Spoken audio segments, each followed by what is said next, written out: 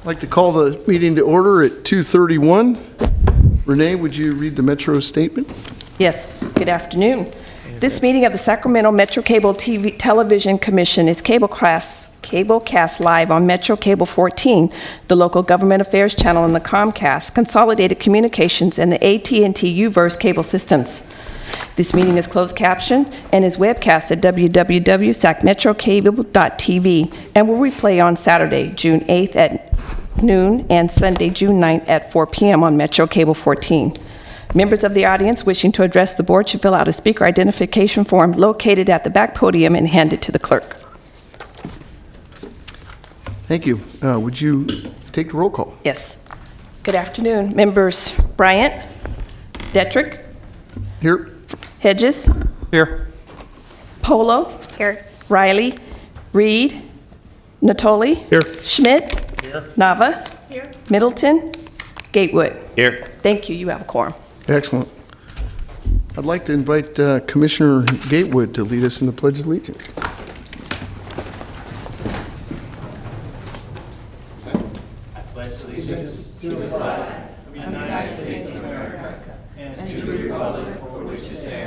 One nation, under God, indivisible, with liberty and justice for all.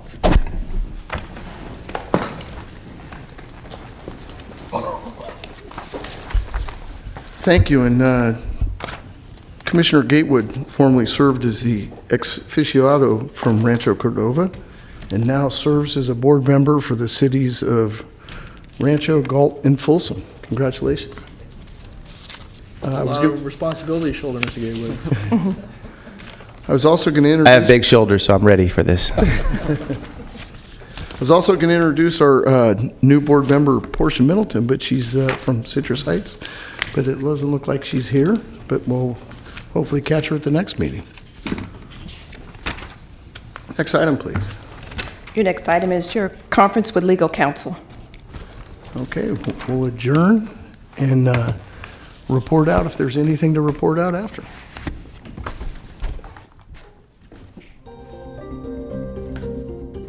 Okay, we'll reconvene from closed session, and we do not have anything to report.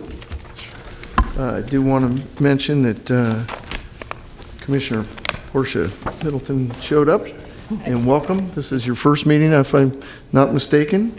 Welcome. Thank you.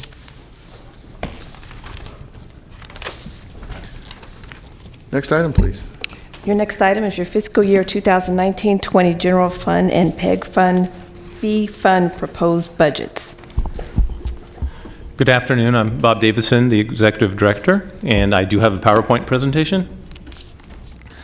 So this item is to present the proposed budgets for 1920 for our two budgets, the general fund, which is also called 94A, and the PEG fee fund. PEG, just to throw the acronym out, is Public Education Government, and we use PEG throughout this this presentation, and that fund is 94B. So for the general fund, this exhibit basically shows like a piece of pie what the overall budget and what the components are made up of.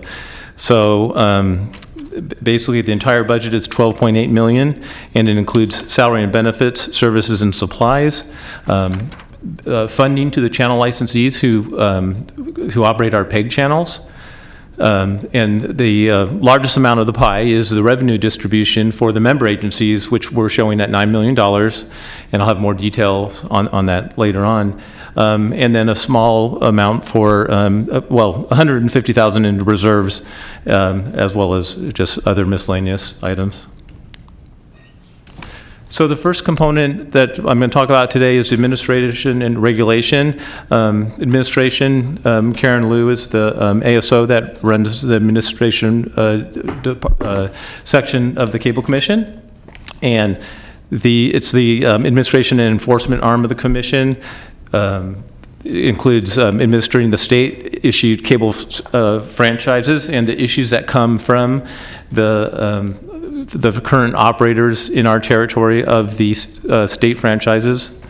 Her office spends a lot of time assisting, and I know your board members often contact Karen and her staff with issues that come up, but in resolving cable complaints, and we have a great process for resolving cable complaints. Provides funding support that I just mentioned for the operators of the 6 PEG channels, and of course operating Metro Cable 14, which is the PEG channel that's operated by the Commission, and also collects and distributes the franchisees to the member agencies. Administration staff includes myself, part-time executive director, Karen, the ASO 3. We have ASO 1 that's vacant that we're hoping to fill very soon. And we have a senior office assistant, that's Marianne Coletto. And I just pronounced her name wrong, so I apologize for that, Mary. We actually have another senior office assistant that's vacant as well that we plan to fill very soon. And I just want to point out that there's a 2.4% COLA being recommended for these positions, and that's based on the tie that we have with the county. And most county positions received a 2.4% COLA, and the positions that were certainly these positions that have been tied to the Cable Commission positions received that COLA. Just to point out a few of the highlights, I'm not going to go through every number in excruciating detail. We've been providing money into the CalPERS reserve related to our other than retirement post-employment benefits. We, based upon the fact that there could potentially be a sunset of the commission in 2024, rather than having the actuary look at a longer horizon, we did ask the actuary to look at a shorter horizon based on the 2024. So we're recommending an amount that's higher than the usual amount that we put in this reserve. And I think in past budgets, it's been in about the range of $85,000. So we stepped that number up a bit. And if you recall from our last Cable Commission meeting, the board approved a policy that we should start paying down our pension liability. So this budget has a $500,000 payment for pension liability to CalPERS. We have an amount for closed captioning, $100,000, which I'll be talking about closed captioning later because we have a new closed caption provider that we'll be recommending. Legal counsel, other professional services, County Department of Technology. A lot of what we do, we have to work hand in hand with the Department of Technology. All of our equipment is interrelated to the county, and then with that comes certain charges from the Department of Technology. And then we're recommending $150,000 to be put into the reserves. I just mentioned closed captioning. As many of you know, it was implemented first in 2006. In this last calendar year, we closed captioned 285 meetings for about 612 hours, and that's with our current provider, Caption Colorado. At this board's recommendation, and from last year, we did put out a RFP for closed captioning services.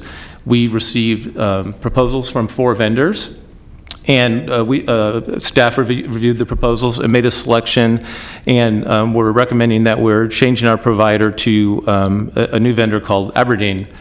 And just a couple of points, we are saving some money because I believe the hourly rate is going down from around 120 to closer to 90, so that's a significant reduction. And I want to remind you, I think I talked about this at a previous meeting, but one of the issues that we've had is with the quality of the captioning, and we wanted to see an improvement. We made up a test that included, and I got to probably kudos to Metro Cable staff, because they're the ones that made all this happen. They put together a half-hour segment of different meetings, and they asked each of the providers, they set it up like it was happening in real time, and they asked each of the providers to caption that half-hour meeting, and I think they had an hour to send it back to us. And with that, we were able to measure their accuracy. And one of the firms, and happens to be the firm that we're selecting, is not only a good money savings, but also did better than the rest of the providers, a significant improvement. So we will monitor that over time, but we expect to see significant improvement in the captioning from here on.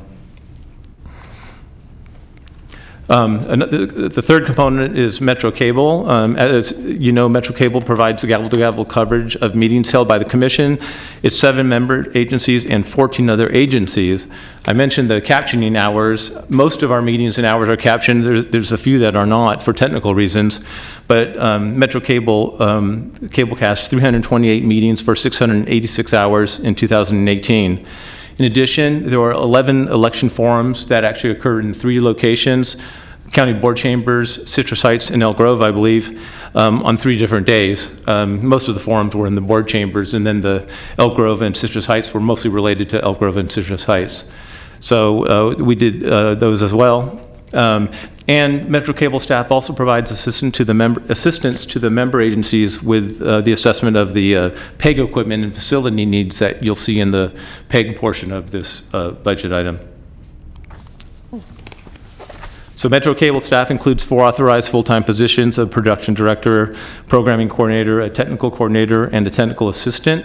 And then we also have several part-time production assistants that record many of the meetings and do the work in the control room at the various locations during the meetings. And these positions, it's also recommending that they're a 2.4% COLA for the same tie to the county COLA. So the next component is community programming. The general funding is provided. We have the operations base that has been provided to the channel licensees, Access Sacramento, KVIE, and SCCC, the Sacramento Education Cable Consortium. Also Capital Public Radio.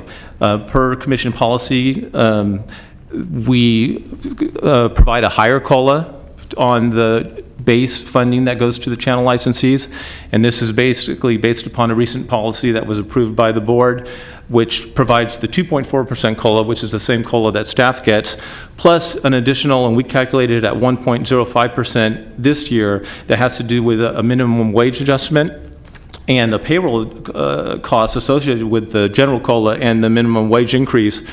And that's modeled on Access Sacramento's operation. And the policy was that for whatever COLA that's calculated to that Access Sacramento would get, the other channel licensees would get as well. So we're not calculating different cost of living adjustments for the different providers. So with that, I'm not going to read off all these amounts, but basically we're recommending an increase in the operations base to $1.34 million.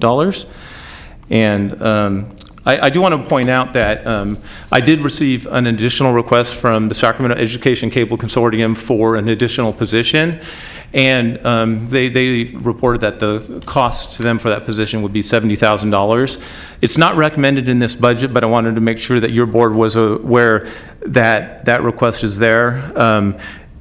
Typically, when we get requests in the general fund that are beyond the base, we recommend the base and the COLA, but in the past, we've received requests from other channel licensees, and your board has considered them, and in several cases have approved, modified, or have approved them, and so I just wanted to point out to your board that that request was there as well.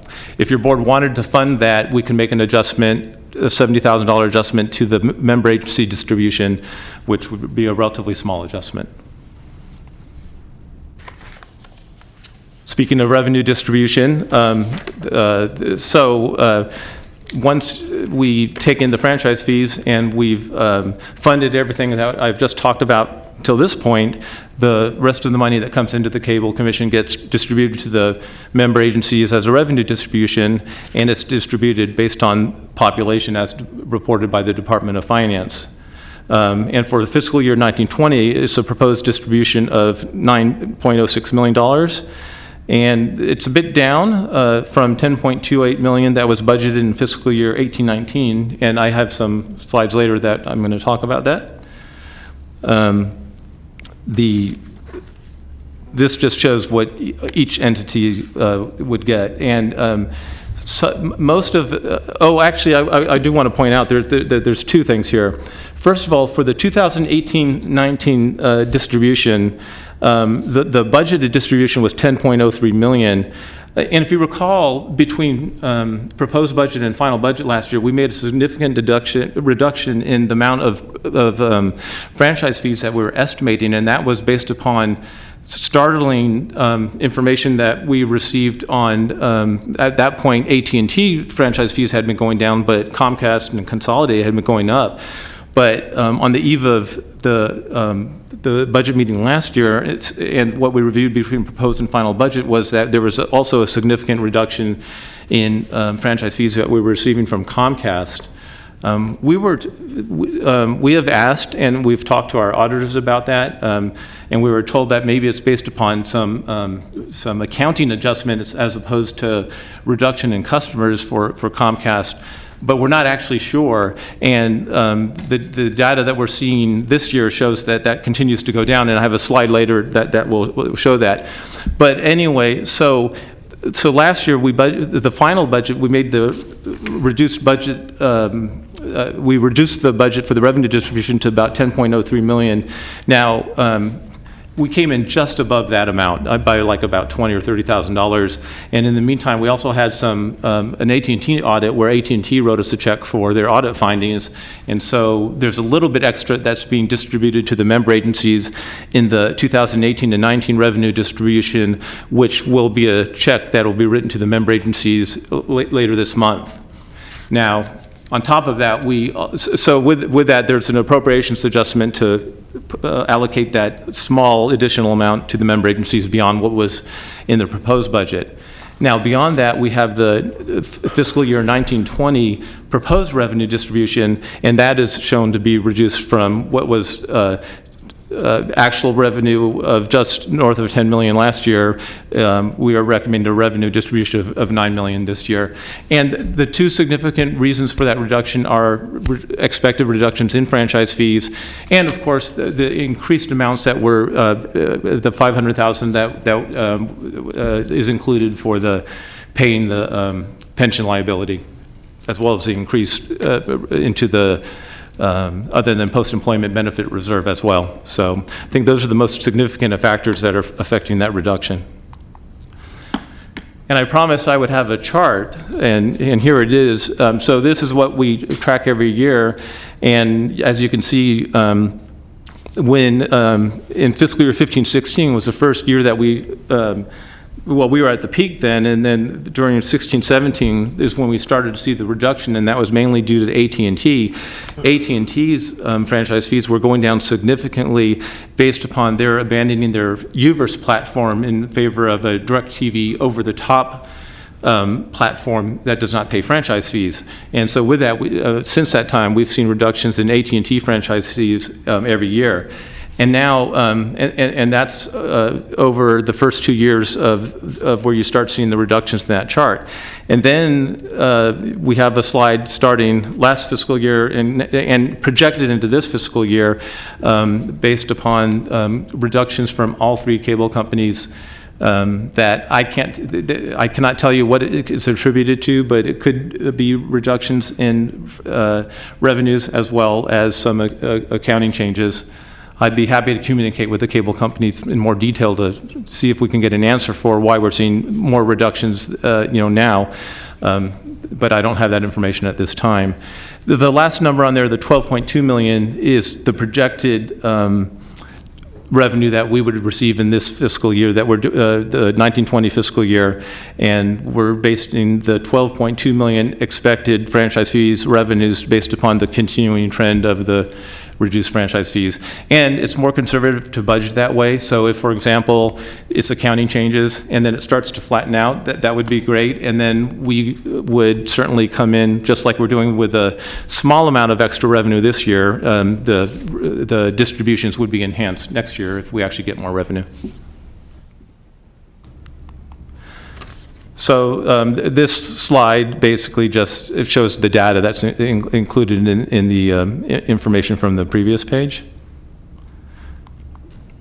So that's the general fund budget, and now I'll turn us to 94B, which is the PEG fund budget. That budget is the budget is $4.75 million. But the new money is in the range of $2.5 million or so. I don't have the exact number, but it's in our budget report. And the reason why it shows that to be higher is that there are certain PEG projects by the member agencies that haven't been finished, and so those amounts are rolling over. And also the amount that was allocated to BestNet that last year the board reallocated to Sacramento Education Cable Consortium's request for E-rate funding, that still hasn't all been spent, and so that rolled over into this year's budget as well. So with that, we have a total of $4.7 million for the budget. It includes the member agency's previous year projects, member agency projects for fiscal year 1920, the continued rollover of the BestNet amount, channel licensees one-time equipment requests, and the channel licensees facilities and equipment base, because there's a small amount of base funding that's in the PEG fund that certain of the channel licensees have asked for that base funding to be actually put into the PEG fund as opposed to being in the general fund. And then there's a request for Metro Cable as well, and then just a very small amount for the reserve and contingency. And that's a small amount because this year we got a lot of requests. I do appreciate Access Sacramento, SCCC, and KVIE, because I did ask them to reduce their requests so that we can bring the budget in based upon the revenue that we had, and all of them were very gracious to comply with that. And so today's budget includes those adjustments. The PEG revenue really mirrors franchise fee revenue, so there's no sense to really go into this in detail again, but it would be basically the same looking chart as you just saw for the general fund. So, so Exhibit 3, it's in the staff report, but it outlines the PEG requests for the different entities. Let's see.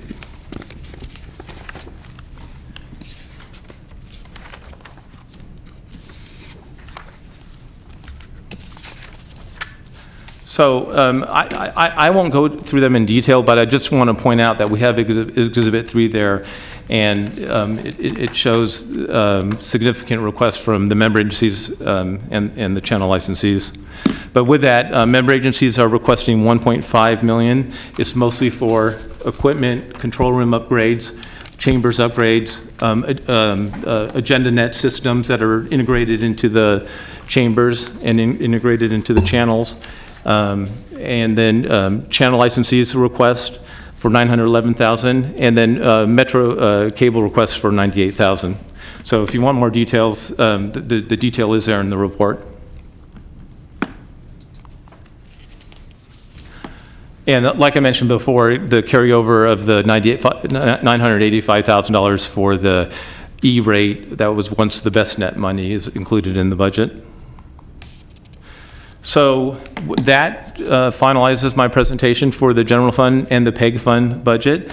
We recommend that the board approves the fiscal year 1920 general fund and PEG fund budgets for 94A and 94B, and adopts resolutions numbers 2019-2 through 2019-6. And this includes all attachments, exhibits, agreements that are included in the budget staff report. And with that, I certainly can answer any questions that you might have. Any of the board members have questions about? Okay. So we'll open public comment, and we only have one speaker signed up, Liz Rhodes.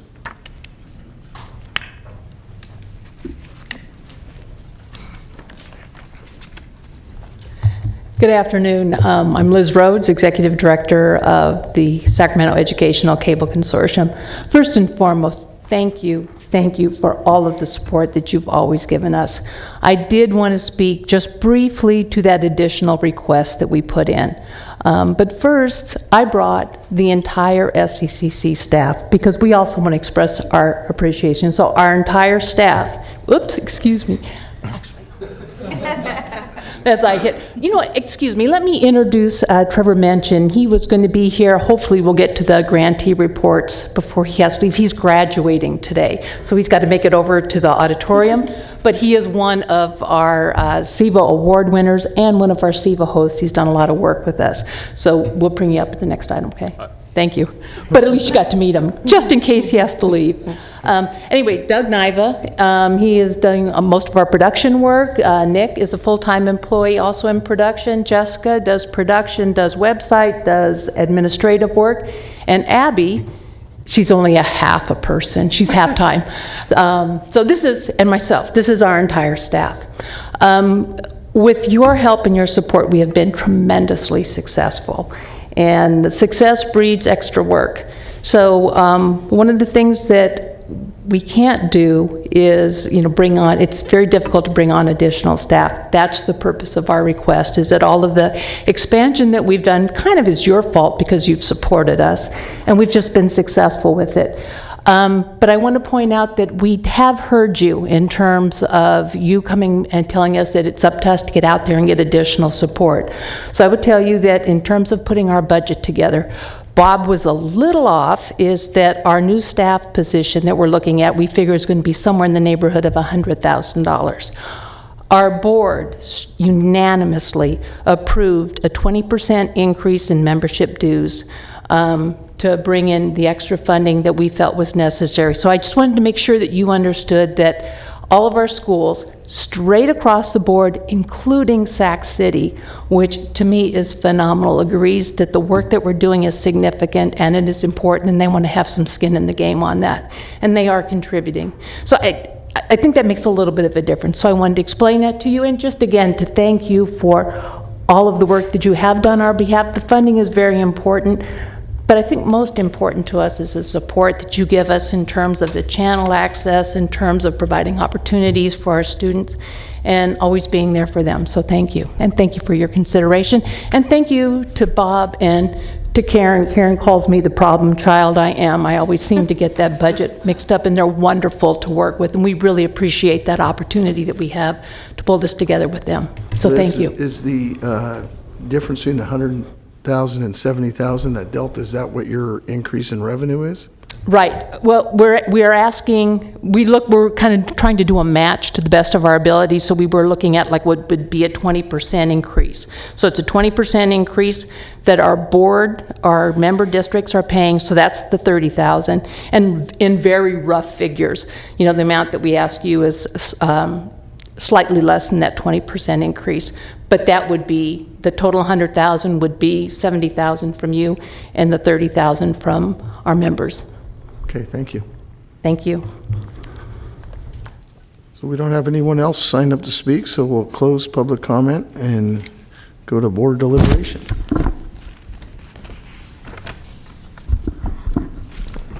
Mr. Natoli. So let me understand, the only outstanding request, there may have been others, but the one that's still before us is the one that Ms. Rhodes just spoke to. So you said staff's not recommending it because it's outside the policy we adopted, Bob? Correct. Correct. Just a little bit of background on the policy. There's a COLA policy we have entertained from time to time, special requests. Is it a concern here is that we'd be base funding for a position that would be ongoing? So I think based on policy, the current policy is written to where I bring the base funding budget back to the board with the base funding from last year with the COLA policy, the new COLA applied to that. We have in the past received additional requests, and in some cases I think your board has granted those requests. In other cases I think they modified and granted those requests. And so I feel it's under my jurisdiction to bring back the budget with the COLA applied to it for the base funding that goes to the channel licensees. And we are certainly letting your board know that there's other requests as well. And in this case, we have one such request, and it's for SECC for the $70,000. Okay, I guess just from a kind of a historical perspective, without going too far back in time, but so we have adjusted the base funding for different PEG-funded organizations over time, and obviously we've tried to true up, make sure that we got some consideration for costs that are borne both in the public and private sector relative to COLAs or inflation. When was could you just refresh your memory here? When was for one of the last requests. I don't need to know the specifics as much as, do we have a request last year where we amended anybody's base budget? Has it been several years? Yeah, without stretching the memory banks, there was certainly a request from Access Sacramento a few years ago that included insurance and brought up the whole issue of the minimum wage and the payroll cost, and that was not originally recommended, and we had just recommended the COLA that was tied to the county, and then that's where the whole COLA policy came about, and we came back with that policy. I think there's, in previous cases, I believe when Access Sacramento came in with a request for their over-the-air radio, that was a request that came in the general fund, was not recommended by staff, but ultimately the board funded that. And going way back, there was a time where certain BestNet, BestNet came out separately, so that didn't evolve the way the base funding for the other items that are in the base. But I know that we do Game of the Weeks for Access Sacramento. We track it separately. It's part of the base funding. Hometown TV, those. And it's going way back, and in some cases, it's at times before I was executive director, but those were also items that came as requests from channel licensees that were approved by the board and then ultimately end up in the base funding that it gets adjusted every year. Okay, so just that's important background. So I guess would kind of pose the question then, if there's going to be consideration for adjustment to base because of growth, of new task, of different things that seem to make sense with the mission of the particular organization for them to pursue that can't be covered either through other sources of funding. It is appropriate for them to, at budget time, to ask for those things. Obviously, you're looking at a holding budget line, so you're not providing any evaluation around the necessity of this position or not. It's just that the base is the base. But if we don't ever have that conversation, then those base remain that for forever, I guess, until Correct. we make some adjustments. So, again, we've had this before.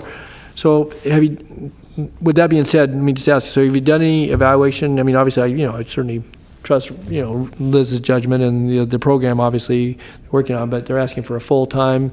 Do you provide any evaluation around that? Did you ask for any additional justification? She's talked about it here in her comments, and you mentioned it in your staff report very briefly. I guess, how does this board then kind of have some analysis, recognizing that other organizations may have requests, and, we can either grant them or not, or we can defer them for another year, or just say we don't be back with that request. But organizations evolve, grow, and so forth. I'm just trying to get some sense about that. How do we do some kind of a evaluation and not put any particular organization at a disadvantage in our consideration? So it hasn't been the practice to do that kind of evaluation on the request, and I certainly talked to Liz Rhodes about it, and I did tell her that if she ran it by me, and I said, well, if you want that, you certainly need to submit it with the budget, but it's really a position, and I think the dynamics are, I did not do a personal evaluation of whether it was a justifiable position. Right. I don't disagree, that it's not a good idea, or it's not a position that she shouldn't be asking for, or anything like that. And certainly, their staff is here, like the Cable Commission. They have a very small staff, so it's not, it's not like the SCCC is overstaffed by any means. I know. I'm just trying to get some touchstone, because again, for us to evaluate, again, it sounds like a good thing. We know it's an ongoing commitment. It would be part of their base, and we've had, as you accurately described, other requests for programming or for staff support or equipment support, and the capital. We've gone through a couple different iterations, and that doesn't have that ongoing cost. It may come up for a replacement if it hangs around long enough. But so I'm just trying to get some sense about that, if we're going to evaluate the request as properly before us. And outside of what you just said, there's not a whole lot to go on, except it sounds like there's a workload, and they're doing good work. Obviously, we know that, as all of our grantees are. I don't know whether it would be, Mr. Chair, let me just take it back through the chair here, that again, we have seen some diminishment in the overall revenue, and obviously recognize that whatever goes to the grantees is not available for distribution to the member entities, I would just note that, obviously the mission of this commission is to, oversee the, administration of the, the cable franchise, and that part of that is the public programming. So I don't know, Steve, if it would be appropriate to, if there wasn't comfort level today, that, and not to try to open up the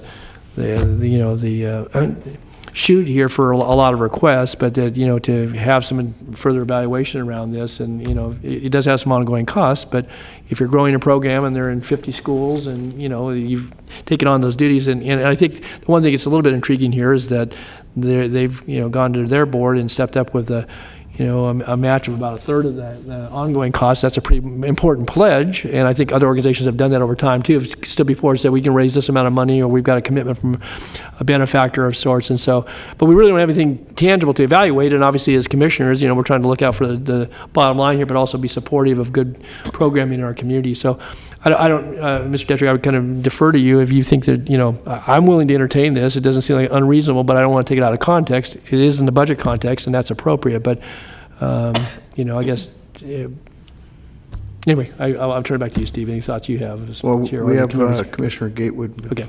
Yeah, first of all, thank you for putting the budget together. I fully will support them getting the money because I know what great work they're doing in my city. I mean, above beyond, some of my actual citizens are actually here supporting it because it's just an amazing program. And so I'd like to see this go forward.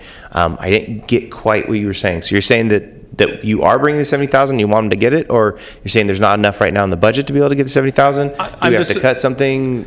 I'm saying it's not part of the current budget recommendation. So if the board chooses to fund that $70,000, that the board could do that in its motion and direct that the revenue distribution to the member agencies be reduced by that $70,000, and that's how it could be funded. Okay. Liz, could you come back up here for a second?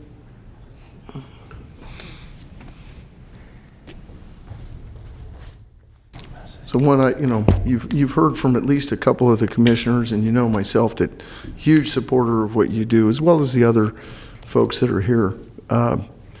This $70,000 ask, is it just for this year, or is this an ongoing raise that you're looking for from the base? It's ongoing because it's staff related, and we never fund staff positions on one-time money. Doesn't seem like a good idea. Okay. That's important for me to know as well. So I appreciate you coming out and clarifying that. Yes, it is. Okay. Thank you. And as I said, problem child. Karen nailed it. So, and again, we do appreciate all you've done. I'm feeling a little like that problem child. But at the same time, I got to tell you, when I look at what those students accomplish, and the fact that we're overseeing 50 of those sites, it's just getting to be too much. And I'll do anything to make sure that we continue on with those. It's important. Well, what you do is awesome. Thank you. Mr. Chair, Liz, before you go back, if I could just ask, because you introduced your crew here and you pointed out that one of your was 8/10 of a position, so I think you introduced it correctly. Did you say? Abby's half a person. Okay, so half. So again, perhaps, again, you know what your needs are, but that if we were to fund, again, you have a pledge, but, and whether it was her position or another position or whatever, that's up to you. But I assume any additional base support would be important to what you do. And I don't know, again, I'm sure you have enough work to fill a full time, but I'm going to ask you just outright, is if we funded a half-time in your base, is that something that's doable? Can you find people to serve in that capacity, to do what you need to do? We're going to make it happen.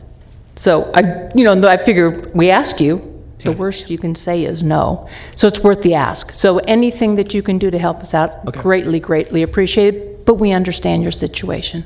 Okay, thanks. Okay. I personally, I support the 70,000 ask. I mean, I know I go to some of the events that Liz does, and as we've seen it grown over the last decade exponentially, I personally support it. I know I'd be willing to make the motion to approve the fiscal year 2019-20 general fund 094A and the PEG fees 094B proposed budgets to include the following resolutions, as well as the attachments, exhibits, and agreements included in the budget staff report, plus the $70,000 asked for SECC. So you have to modify the exhibit, so, because you didn't adjust the amounts. And just to clarify that, so that adjustment would be an additional $70,000 in base for SECC with a reduction of $70,000 from the member agency distribution that would be distributed based on the population, and we would calculate that. Yes. So we have a motion and a second. Please vote on screen. Can I get one of these for Rancho? The voting screen.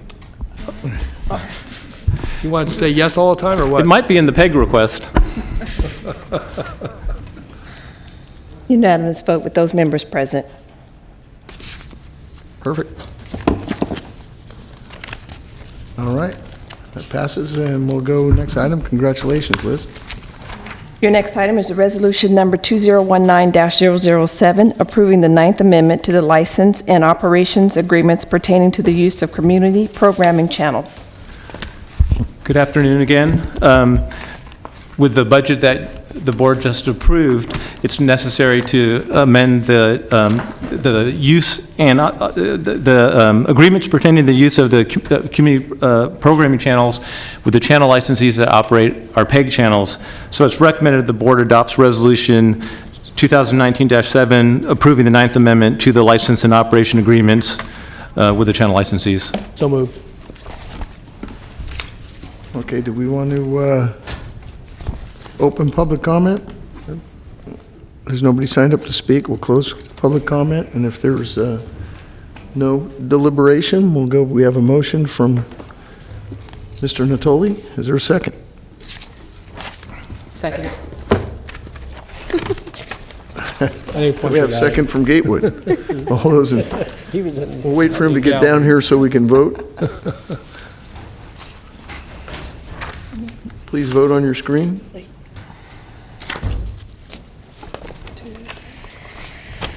Unanimous vote with those members present. Gatewood, did you vote? I did. Perfect. Excellent. Okay, motion passes. Next item, please. Your next item is resolution number 2019-008, approving the closed captioning services agreement with Aberdeen Captioning, Inc. Good afternoon again. And I think I effectively discussed this during the budget, so I'm just going to move to recommending that the board adopt resolution number 2019-8 approving the closed captioning services agreement with Aberdeen Captioning Incorporated. So open and close public comment since we have no one signed up to speak. A deliberation or a motion? I'll move. Closed captioning services with Aberdeen. Okay, we have a motion. Is there a second? I'll second. Okay, we have a motion and a second. Please vote on screen.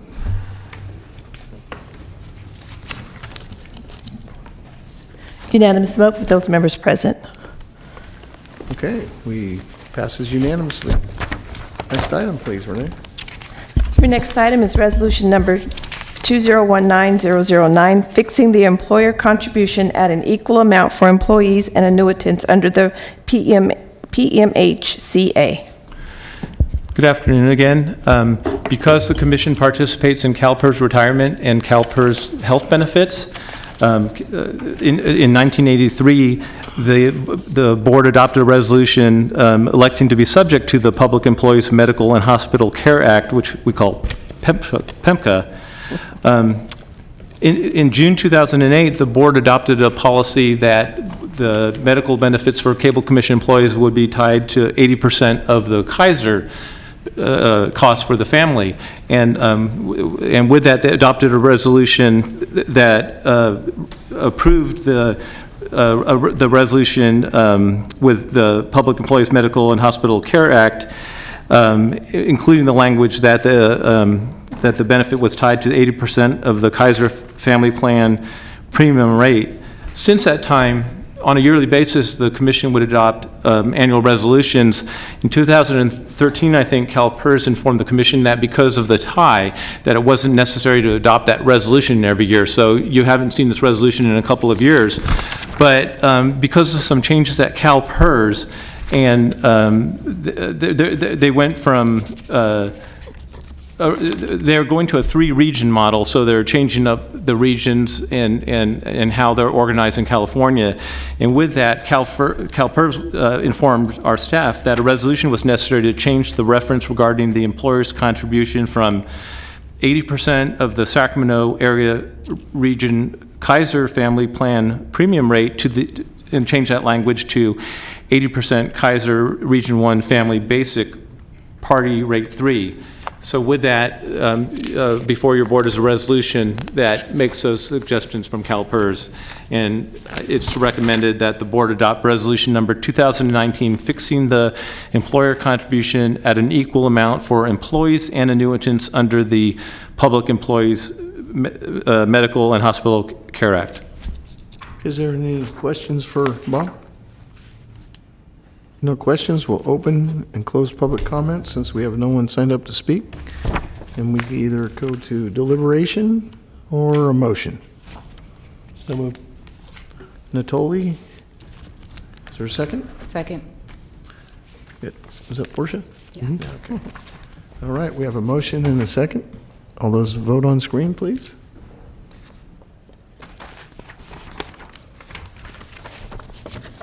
Unanimous vote with those members present. Okay. Next item, please, Renee. Your next item is your chair and vice chair election. And I don't have a presentation for this item, but I leave it to the chair and the board to decide how they would like to elect a chair and a vice chair for fiscal year 1920.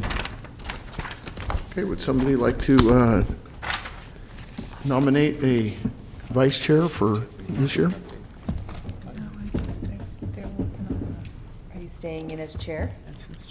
If it's the will of the board? Doing a fine job. So do you want to go to the chair first then? Yeah. You want to make? I'll move Chair Dietrich. Continue. A second. Okay, we have a motion and second. Do we need to have a formal vote on that on screen? Yes. Yes. Okay, all those vote on screen, please. Unanimous vote with those present. You continue to serve as vice chair, Mr. Hedges? What's that? I asked Mr. Hedges if he'd be interested in continuing to serve as vice chair because I'm prepared to nominate him, so. If the board wanted me to. So nominated. I The nominate motion Mr. from Hedges. Natoli and Yes, it is. I'll second second. by now? Okay. Vote on screen for vice mayor for Mr. Hedges. Vice mayor. I just got. Excuse me. I just got Heard send your that. I motion. heard it out loud. Vice chair. Good stuff. Wrong hat. Unanimous vote with those members present. Okay, perfect. It's a good thing I made the mistake before you voted me back on. All right. Next item, Renee. Your next item is your general administration report. So I have a few items. I'll take them as ordered on the staff report 1, 2, and 3. The first item is an update on the FCC order on the cable franchise feeds in-kind proceeding. And I think the board members, some of you board members are new and may not remember, but there's a proceeding going on at the FCC that would that proposes that companies that pay cable companies that pay franchise fees would be able to deduct the funding and other in-kind costs that they provide for PEG. So what that could mean is a significant reduction in franchise fees if they can turn around and say, because we give you 7 PEG channels, we value it at so much, and then we're going to do a deduct, and then so franchise fees can go down from what we saw today by a significant amount. So with that, the FCC has been conducting this proceeding. The Cable Commission has drafted letters to all our local senators and assembly people. And so I don't think anything has happened other than that. I did get a call from one of Harriet's attorney that works in Harriet's firm, that we participate in a coalition that is working on fighting this. And I was asked to try to, I was told that there was going to be a FCC Oversight Committee meeting that Doris Matsui was part of, and they did ask me to reach out to Matsui's office, and I did do that. Fortunately, Chair Detrick had already signed letters to all the Assembly people and senators. I resent those letters to the chiefs of staff in both DC and locally. In Matsui's office, so that has happened, and I believe that we could be leading towards, assuming that this doesn't change, that we could be leading towards maybe some meetings with at least Matsui's office and maybe some of the other Assembly members as well. And I should also point out that Keaton Riley, who is not here today, but is one of our board members, he's been very helpful as well. He has contacts in Ami Bera's staff, and he's been conversing with the contacts in Ami Bera's staff, and he's been trying to promote the that Ami Bera's office basically take an oppositional stance to this in-kind proceeding. And that's basically what we've been trying to do with with these letters that we sent to the senators and Assembly people, is for them to take an opposition position. One thing that is a little disappointing is, as of yet, none of the local senators or Assembly people have taken a opposition stance that's been recorded, at least as of yet. So this is something that we'll continue to work on. Harriet, I don't know if you had... Yeah, so the state of the in-kind proceeding at the FCC is that it's in the period between comments and reply comments and stuff like that. And the commission is participating in a consortium, as Bob just said, that includes cities and counties from all over the country who have banded together to file comments to talk about what the what the law says and why we believe that being able to do these kind of deductions is inconsistent with the Telecommunications Act.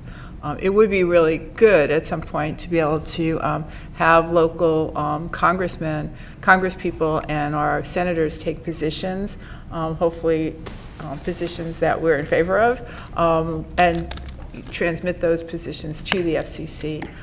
And so that's why we've been asking Bob, and we've also been asking people all over the country to reach out to their congresspeople and their senators. You know, it's an administrative procedure, but still when they get letters from Congress, they pay attention to it. So, and then sometime in the next couple of months, we may have some additional information from the FCC as to what they may or may not do with this proceeding. Okay. So with that, I can move on to the next item, which is basically the quarterly meetings for the remainder of calendar year 19. And with that, we would have on the Thursday at 2:30, always a Thursday at 2:30, unless we do a special meeting. The next meetings are September 5th in 2019, in which we'll bring back the final budget, and also December 5th, 2019. So with that, I'll move on to item number 3. I have delegated authority to enter into contracts and agreement, but I'm required to report that to the chair and report it to the board at the next board meeting. And so with that, I'm reporting that letters of agreement with OSPA and Skolco, who perform audits of the cable companies for us, I've entered into agreements with them for reviewing franchise and PEG fees paid by AT&T, Comcast, and Consolidated Communications for calendar years 2018 and 2019. Okay. And with that, that's the end of my administration report, unless there's any questions. Any questions of Bob? Yeah, thanks, Bob. I have a question on number 1. Let's see, I'm sorry, I've lost my train of thought. Never mind, continue. Okay. No other questions on this? This is a receive only, so we can move on to the next item. Renee? Your next item is your channel licensee reports. Okay. Best part, right? Isn't what y'all came here for? I'm just going to go the order that I received these in. So Liz was the first one here, so she can be the first one up. Reverse order, right?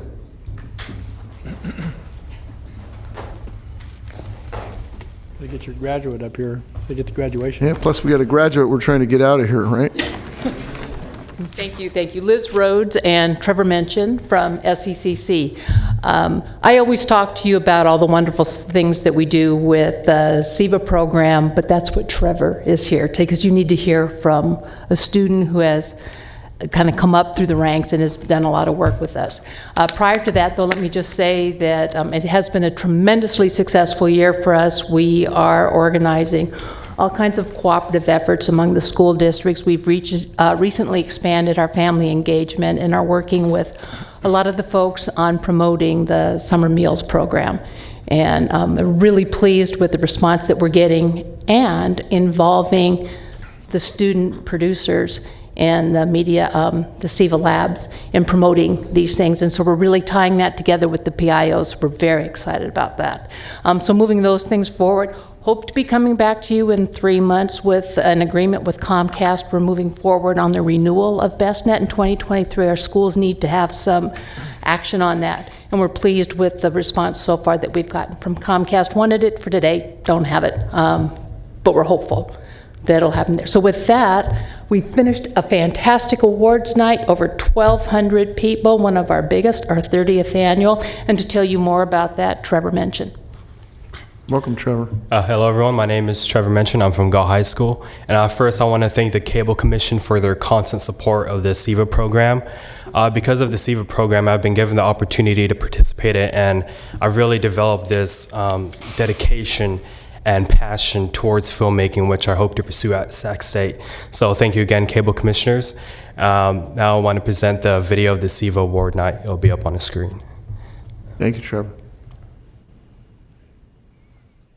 And while we're waiting on that to come up, we bring gifts are for everybody, funded by Comcast, our 30th edition, special edition t-shirt.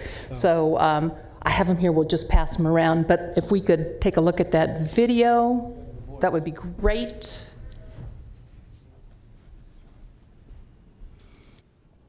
Here we go.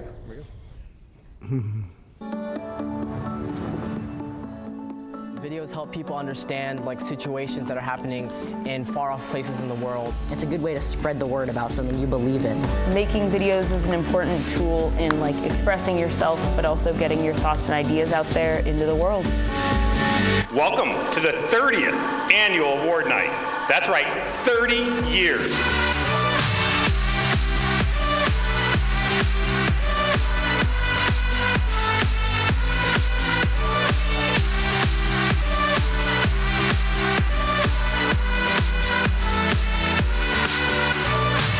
This is the greatest collection of educational videos anywhere in the entire region, so it's great to see them all together and then be awarded tonight. Well, I'm just excited to see all the students and the teachers and just see the enthusiasm and how creative and artistic all of our young people are, and then the help they get from the teachers. My video is about these 3 kids, and they realize that like being with their family and friends is better than being on social media and stuff. One of the things I'm really excited about this year is trying to establish a greater connection with our community and kind of collaborate with them and come back and share that with the rest of our school. And that's really exciting to see that people from the outside are coming to us saying, hey, we'd like to be on your program. I think the video production just by itself is no longer something that some people do. It's something that everybody needs to know how to do. It's part of the communication of the 21st century. So we need them to be able to communicate.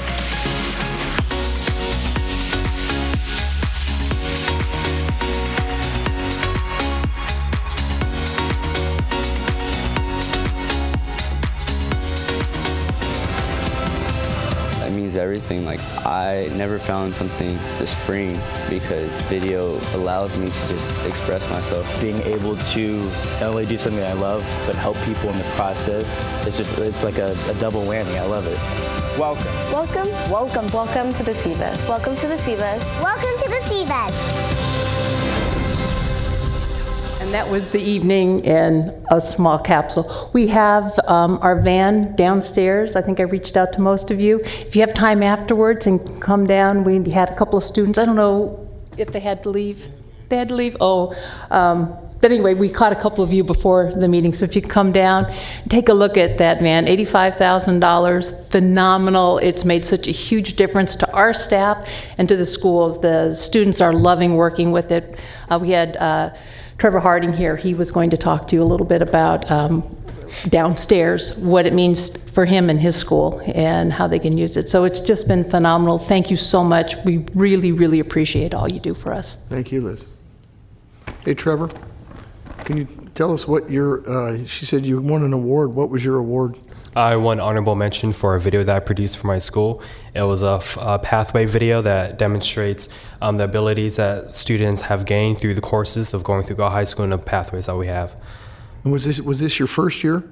This was actually my second year. I participated my junior year. So. Okay. Yeah, I was in Washington, D.C. on the Cap to Cap. I'm usually one of the co-presenters, but that's a phenomenal event, and congratulations. And Liz, thanks for all you do. Thank you. And good luck on your graduation. Thank you so much. Mr. Chair, before Trevor leaves, Trevor? Yes. I went to Galt High School a long, long time ago, about 46 years ago when I graduated, but just wanted to offer congratulations and certainly to all of your colleagues, all the youngsters that participated in the SEVA awards, but certainly in the competition. And did I understand the graduation is actually the auditorium tonight? Yep, it's an auditorium. Very good. You don't have to walk across the football field like we used to. No. Yeah. No. Anyway, graduate. Go Warriors. All right. Thank you, Mr. Natoli. Thanks, Trevor. And Mr. Natoli, that was before calculators, right? Yeah, actually, it was. Yeah. Slide rule. They had the abacus, though. Yeah. Okay. So we got Trevor's already done. We got Gary Martin's next one.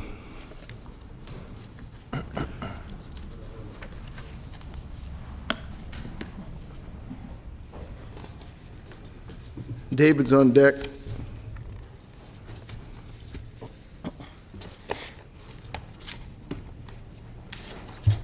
Hello, everyone. Gary Martin, Access Sacramento.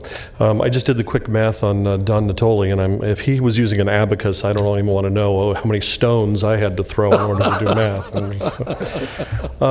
First and foremost, thank you to the Cable Commission, to the Cable Commission staff for supporting us with the budget requests this year. We work very hard to provide services to the community, and it is always a challenge to meet the needs because they are ever growing. Our COLA this year, I think, is bigger than anyone else's because we have the biggest portion, and that COLA amount is about $19,000. So it is not a huge amount to give to staff over the course of a year. We have 9 full-time employees, and we are just grateful that we have a world where, while the numbers are going down, we are being supported. PEG channels around the country are being challenged by the FCC, and if I can tag on to what Bob and Harriet have said about the FCC's FNPRM, it is a very frightening situation around the country. We have met as Access Sacramento with Matsui's staff here. We had a Capitol Hill Day about 4 months ago, and I was back at an Alliance for Community Media national board meeting, and I met with Vic D'Amato from Matsui's staff back in Washington. We are hopeful, of course, since she sits on the Subcommittee for Technology as part of the House Commerce Committee, that we may see some movement and that she would join this pathway as many other representatives have from around the country. Tagging on one more piece, I will say that for the first time, because the Democratic House has had a number of people who have signed on in opposition to the FCC's FNPRM, I can tell you that this week, the Commerce Committee for the Senate, for the first time ever, commented, the Republican-controlled Senate, in opposition to the FNPRM. So it is valuable to think that both Democratically and Republican in Washington, D.C., we are seeing movement that potentially could help protect PEG channels from this decrease and keep up the pressure. I'm glad the consortium and and the Cable Commission is a part of that consortium for fighting it. I don't know if the cities and the counties individually wanted to send those letters, but there are drafts that we could provide from the Alliance for Community Media if you are interested. Likewise, in talking about the budget piece, though, I will tell you that like SECC, we this year also increased our fees. We have doubled them for our members. They were always very, very low. Now they are twice as what they had been. We have not happily seen much complaint, and over the course of our last year, we have seen an increase, a significant increase of almost 20% in our overall membership. The number of people who want opportunities to have their voice in the community continues to grow, and that is, we're grateful, of course, for that as well. A couple of ways that we continue to try and raise money, though, is through our film festival. You've heard about SIVA. We are in our 20th year this year for A Place Called Sacramento. 10 original films every year promoting filmmaking and art and storytelling in our community. This year, in our 20th year, we expand to a 3-day festival. We're going to do a couple little things in the days that lead up to it. And I was just getting a consultation from Liz Rhodes because she has a wonderful t-shirt, and I think we're going to do some merchandising. We might need a vendor, so Liz and her staff may be able to help us with that, because right now, obviously, it's very much all about making money and taking the advice from you that we need to better support better support ourselves, even in light of the things that you do and the increasing support that you give us.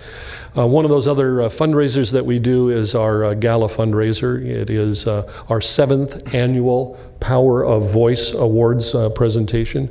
This year it will be going to the executive director from Weave, Beth Hassett. Weave obviously speaks for people in the community whose voices may not otherwise be heard. That is our mission. And so in part, with her support, we will be going into our gala fundraising dinner on August 1st, and we will begin to push out the advertising and promotion of that event as a fundraiser. And then, of course, our Place Called Sacramento coming up all before the end of the calendar year. We hope to see all of you at our events. I'm open for questions, but again, thank you for your support. We couldn't do it without you. Thank you. Thank you, Gary. Thank you. David, you're up, and Shirley's on deck. David Lowe, President and General Manager of KVIE. Thank you for approving the budget. And I just wanted to share with you about an event that we had last month that was big for Sacramento and will be even bigger. We had Antiques Roadshow come to Sacramento. And in the year 2000, they came, and it was at the convention center. I joined KVIE in 2001. So all I heard about was, well, when the Roadshow was here last year. So it was my goal to bring it back to Sacramento and shine a spotlight on our fabulous city for the rest of the nation. I kept reaching out and saying, come on back, and they said, actually, your convention center's not big enough. So I thought, well, what could be bigger than that? And then I pitched Cal Expo, because I figured that's actually bigger. I got them to be interested, and then they said, you know what, David, we're changing the format. We're going to go to these smaller historic venues. Do you happen to have one? And I said, how about the oldest art museum west of the Mississippi? And they said, we're going to come to the Crocker. So that happened last month. We had 3,500 people come through with appraisals, and that show is going to be put together. It's going to be 3 separate hours. That's going to air sometime between January and June. We'll know the exact dates this fall. I can share with you that one of the most exciting items that came through, someone brought the Ark of the Covenant. Oh. A prop piece from Raiders of the Lost Ark. We'll know a little bit more about it, and I don't think they opened up the lid. That would be very bad. But the appraisal value of that at auction is a minimum $80,000. So more next year, and we'll be able to shine a spotlight back on Sacramento. Excellent. Thanks, David. Very cool. Thanks, David. Shirley Tully.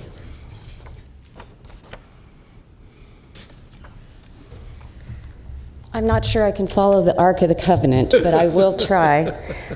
Greetings. On behalf of Cap Radio, I want to thank you for passing the budget and for your past support over 20 years, which is a very long time. You've allowed us to innovate and evolve, and we are now a multimedia platform media company that engages listeners on air, online, anytime, on any device. So this year has been exciting. Cap Radio celebrated its 40th birthday. We went on the air April 2nd, 1979 with Handel's Hallelujah chorus.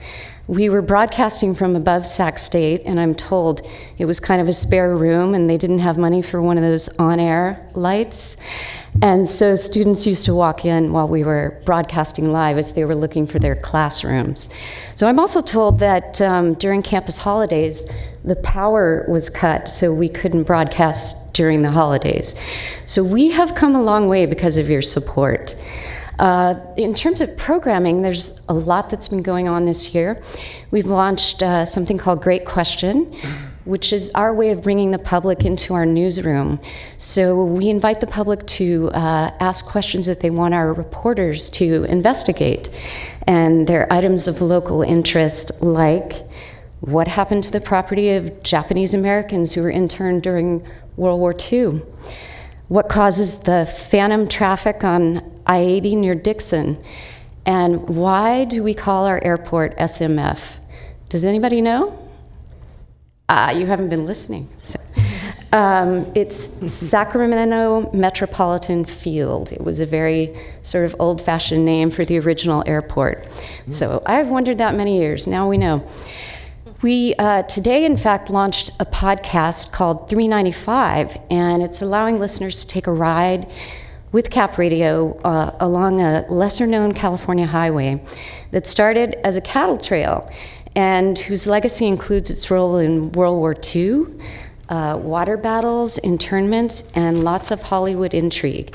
So that podcast launches today. There'll be several episodes, and you won't want to miss it. It's a good car trip podcast. In July, we'll be launching Tahoe Land, which is following on our really popular Yosemite Land, and our environment reporter, Ezra David Romero, will be sort of drilling down on how climate change is affecting Tahoe and how its 25 million annual visitors are interacting with the area and how climate change is affecting that.